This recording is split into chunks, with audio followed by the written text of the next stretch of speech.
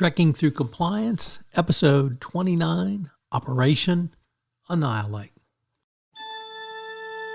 Compliance, the final frontier. Tom Fox is the voyager of Trekking Through Compliance. His mission? To explore the original series and seek out and share what it can teach you about compliance. Here's your host, Tom Fox.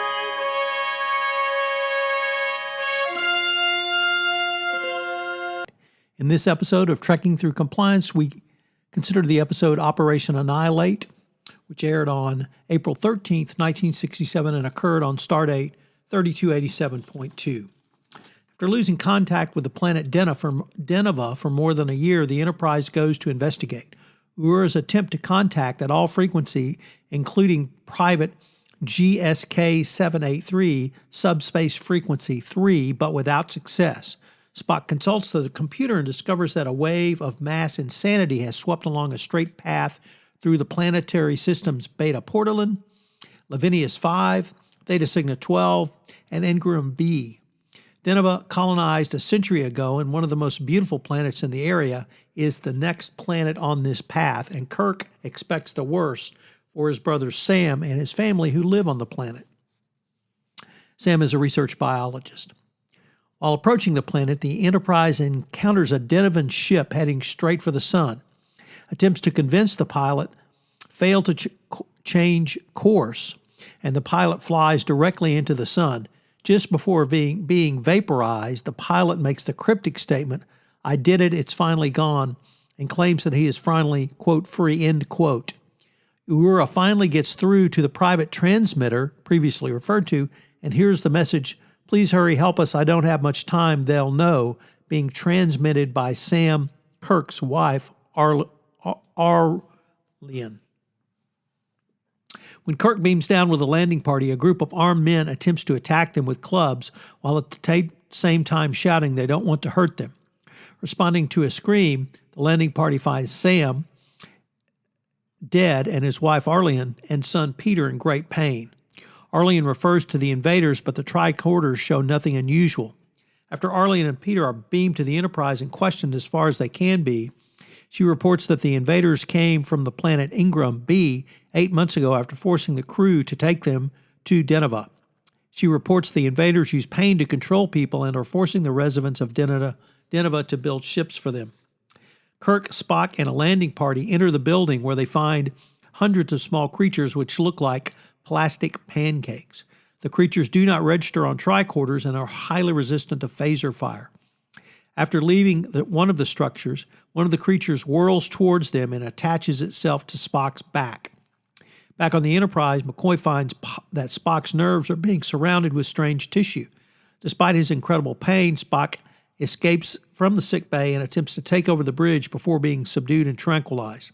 However, he is subsequently able to bring himself under control. He escapes again and overpowers a transporter technician before Scotty covers him with a phaser.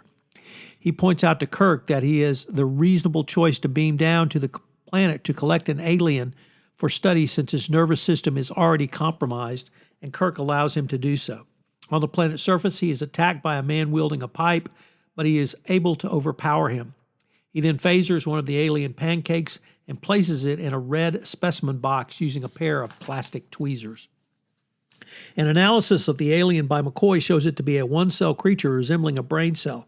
It also seems to be a part of a larger organism, which is comprised of physically separate parts.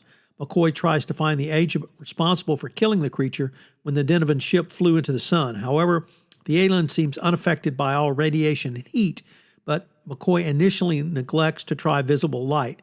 He finds that the intense light kills the study specimen, and Spock volunteers to see if the light kills the alien material wrapped around the nerves within his body. The experiment is a success, but Spock is blinded by the intense light. A second later, McCoy receives the test results, which demonstrate that the ultraviolet portion of the spectrum was all that would have been needed, and if properly utilized, would not have blinded Spock. The Enterprise consequently rigs the planet with 210 ultraviolet trimagnesium iridium satellites, which bathe them in ultraviolet light and kill the aliens. Meanwhile, Spock's eyes recover and his sight is restored because of a Vulcan inner eyelid, which we previously did not know about. So, what are the fun facts from this episode? Well, we have two.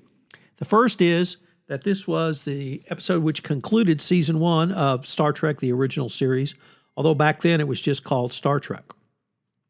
And then everything old is new again, as the Deneva outdoor scenes were shot at the headquarters of TRW Space and Defense Park in Redondo Beach, California. It's currently the Northrop Grumman Space Technology headquarters. It also, the establishing shot of Kirk's brother Sam's lab was in a building on the campus of UCLA, and the entrance of the building was the cafeteria at TRW. This episode had some interesting sets, locations, and props. The Deneva outdoor scenes were shot at the headquarters of TRW Space and Defense Park in Redondo Beach, I should say.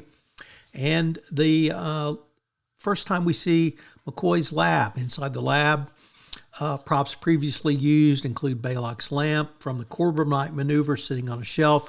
Different components of the sickbay were added over the first season, such as the decompression chamber seen in Space Seed, and McCoy's lab contains one of the life support canisters used on Botany Bay. The chairs that were seen in Chief Vandenberg's office in Devil in the Dark were recycled for this episode, interestingly. I know that's a fun fact you wanted. The body of Sam Kirk was actually played by William Kirk, wearing a false mustache and a different hairstyle. And this was the final appearance of an unknown actor who played Bobby, or in this case, Abrams. He makes one further appearance as well. The unique to this episode, Uhura wears a black belt on the bridge, having worn one on the landing party in a prior episode of City on the Edge of Forever. She dons it up when she joins the landing party and wears a communicator and phaser. So lots of interesting things on this one. One point I would like to point out is McCoy speaks about getting the plates back on Kirk's nephew to help with his medical treatment. This line refers to X-ray plates, which were common in the 60s, but you think in 2260, probably we've evolved past that. So what are some of the compliance takeaways from this decision, or this episode rather? Well, first of all, leadership can require difficult decisions. The decision to send Spock down to the planet and subject him to potential additional harm was made coolly, coldly, and rationally based upon the fact, as Spock correctly pointed out, that he was already compromised and he couldn't be in any greater pain than he already was. So sometimes you have to make difficult decisions as a leader. We can transpose this from the mistake that Dr. McCoy made, not realizing that the ultraviolet portion of the light spectrum was all that was needed, and Spock would not have been initially blinded had McCoy recognized this. So get your information in before you make decisions, I suppose, is the takeaway there. And that leads to number 2, data analytics will be the key for compliance professionals into 2020 and beyond, and that really ties into the point 2 I just raised about Dr. McCoy. If Dr. McCoy had had all the data in front of him, he could have made a decision which would not have at least temporarily blinded Spock. And finally, number 3, what is the triage for your internal reporting? How do you determine what level of investigation you should take based upon the initial intake you receive from your internal reporting? Join us tomorrow when we begin Season 2 with the episode Amok Time. If you enjoyed this episode of Trekking Through Compliance, you can help it grow by sharing it with the biggest Trek fan you know.